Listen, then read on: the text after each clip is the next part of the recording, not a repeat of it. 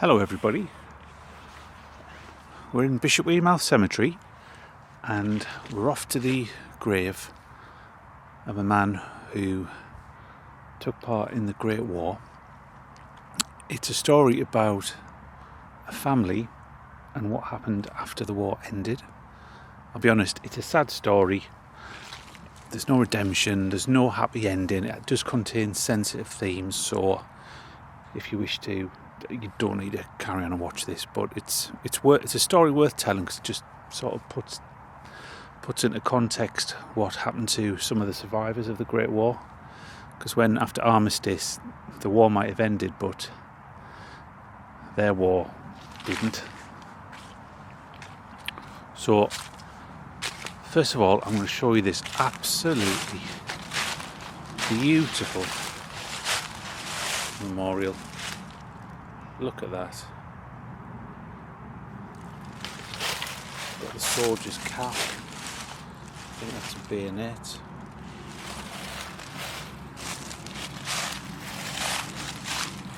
I don't know if that's a rifle or a pickaxe or some pickaxe handle.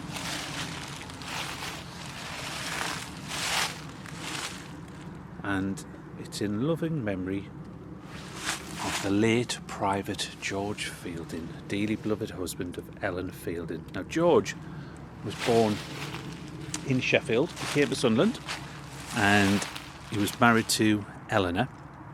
They had at least 12 children. 5 had died before around 1911, including one set of twins.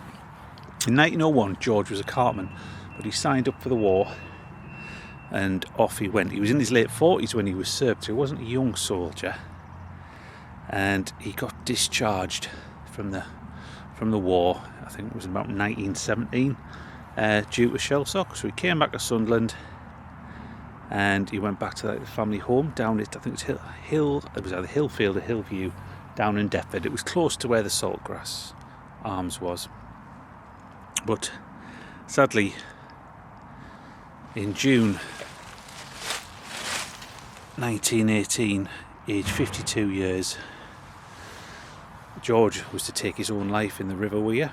He got the skipping rope of his youngest child. He tied it to a stone, attached himself, put it round him, and he went into the Wear. And I think his body was found up near Low Ford, further up the Wear. So he was buried at Bishopwearmouth Cemetery.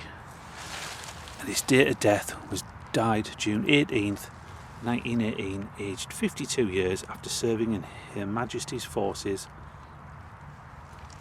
So he never recovered from the trauma of the war. God knows what he'd seen in the places that he'd served.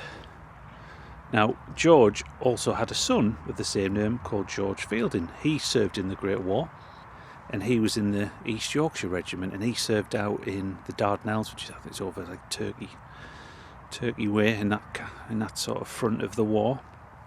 He too got discharged because he had acute kidney disease, so he came back to Sunderland and he lived in Joplin Street.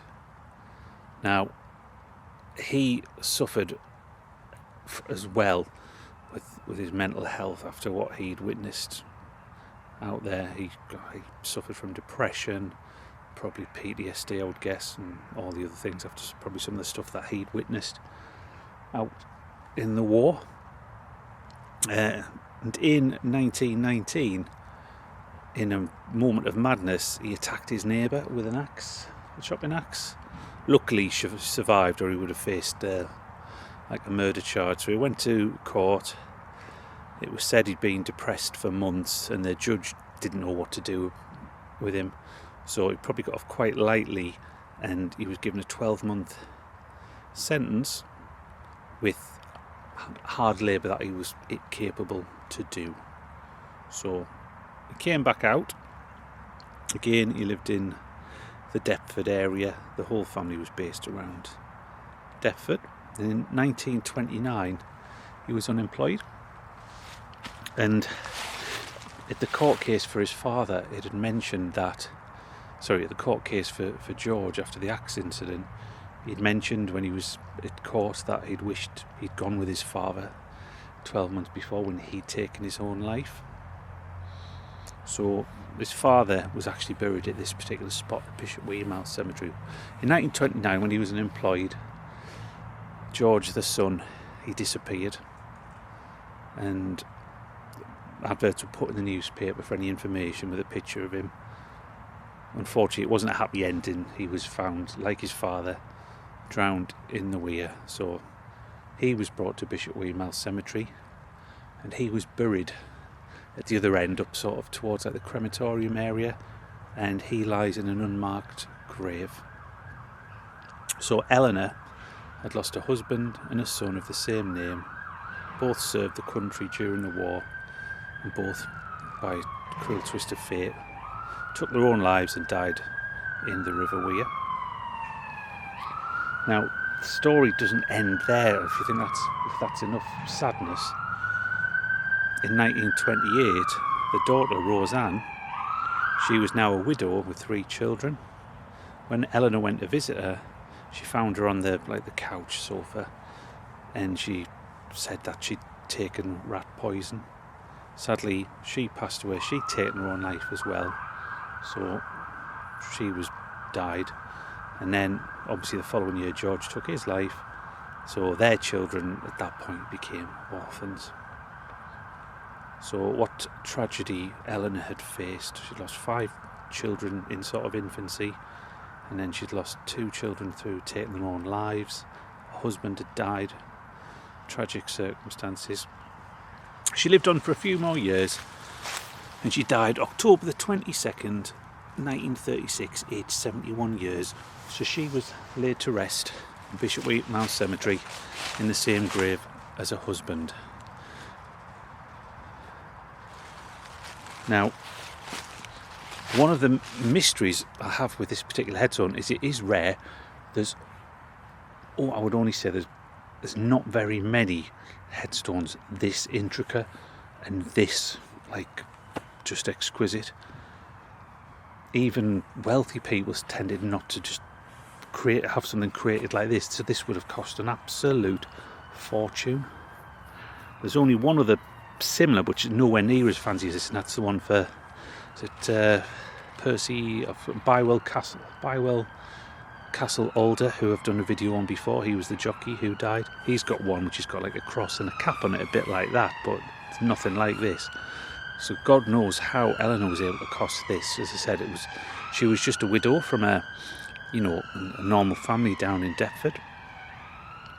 But I'll give you another look at it. There's a cap. I'm not too sure why the son never got a headstone, but it's a beautiful memorial to 2 brave men who served their country.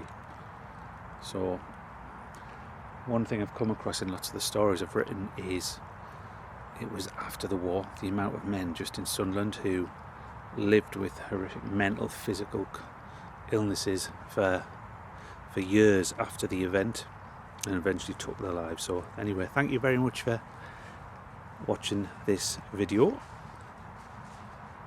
If you do like it, give it a like, and if you do wish to subscribe, click on the subscribe. So I'll leave you with one last look at George Fielding, the beloved husband of Ella. Thank you very much for watching. Thank you.